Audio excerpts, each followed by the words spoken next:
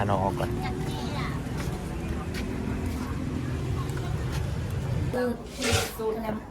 ก็แล้วเนี่ยแนวของเท้า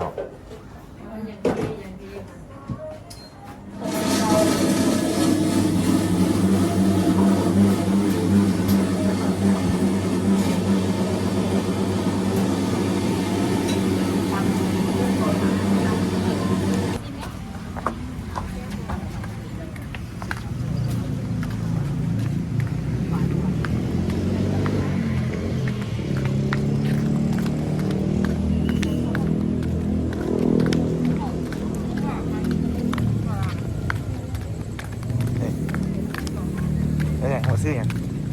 ซื้อน้ำปั่นกระเลม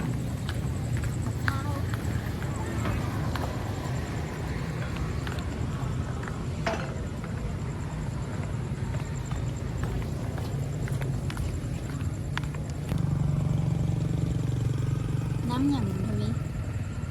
น้ำมะพร้าวปั่นว่ะซิมดูแซ่บบ่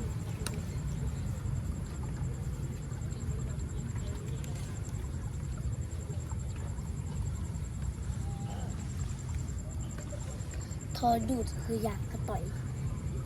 ถ้าไปซื้อเขา